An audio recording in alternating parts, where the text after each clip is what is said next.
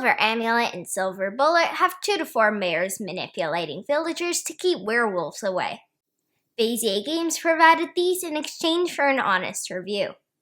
Both Silver Amulet and Silver Bullet are standalone games, but you can mix the decks to change the experience. I'll talk more about this near the end. For now, I'll show you a game with Amulet's components. Each deck has 4 copies of 1 to 12, 2 copies of 0, and 2 copies of 13.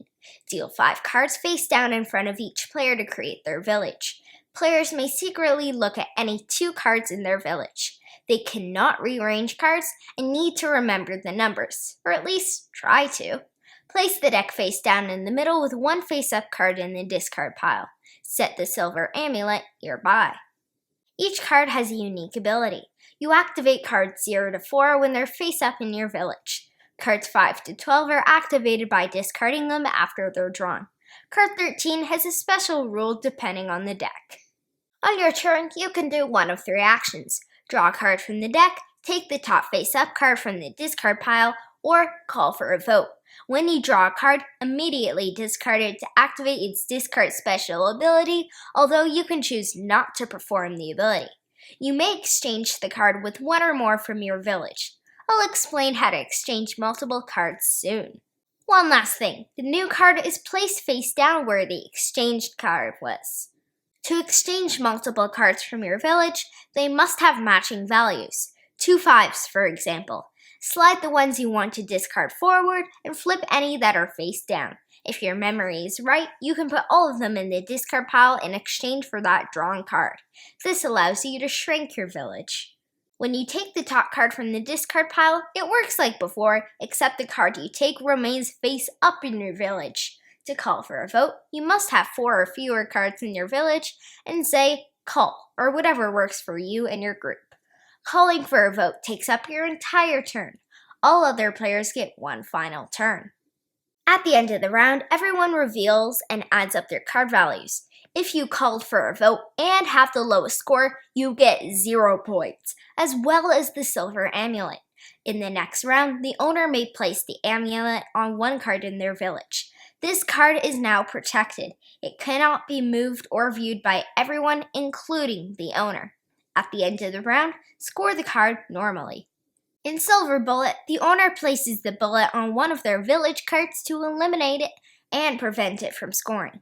If you called for a vote and did not have the low score, you get your card total plus 10 points. The game ends after 4 rounds. The player with the lowest score wins. The Silver Amulet and Bullet break ties. Deduce your cards and activate abilities at the right time to try and get the low score. That's Silver Amulet and Silver Bullet. Silver Amulet and Silver Bullet can be played wherever you play your favorite card games. They work better on circular or square tables. Your learning game, or ones with 4 people, might be around 45 minutes. Otherwise, 35 minutes depending on how rounds go. Reading level is around grade 2 and math is less than that. Gameplay is remembering your cards and deducing other people's, but it's not complex. I bet 8-year-olds will be fine and some younger kids too. In our second game, I got low cards early on, but there was a 10 that I'd forgotten about. Dad called for a vote and I had the last turn of the round. I drew a low card and discarded the 1 card I wasn't 100% on. Let's just say that Dad wasn't anywhere close to my score. That wasn't the only time I ruined his plans that game. Silver Amulet and Silver Bullet can be combined, but thanks to the icons in the bottom left corner, takedown is a snap. Around half the cards are for card manipulation or you getting knowledge of face-down cards. There are only a couple super powerful ones, which is good. You might not even see a 13 come out all game. The game is really silly, from the idea to the art. I think kids and non-gamers will want to join in games because of this. The amulet and bullet mechanisms are neat additions. You need to be really confident in what you're doing. They're probably not the reason you won or lost, but they could be.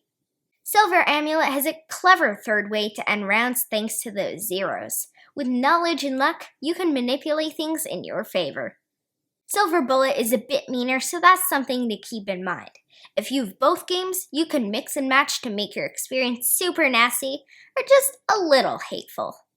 Silver Amulet and Silver Bullet are memory games that are good with 3 but better with 4 people. I'll put a link in the description to my Cowboy review, also from Bezier Games. These are heavier, thinkier versions of that, yet still accessible because the instructions are on the cards. They are longer though, which hurts a bit because once you get to that 30 to 45 minute mark, there are some amazing board games out there. I like that people can get either box or both if they really want options. Each is $25 Canadian, which I think is a fair price. $50 for the both of them is more difficult to recommend.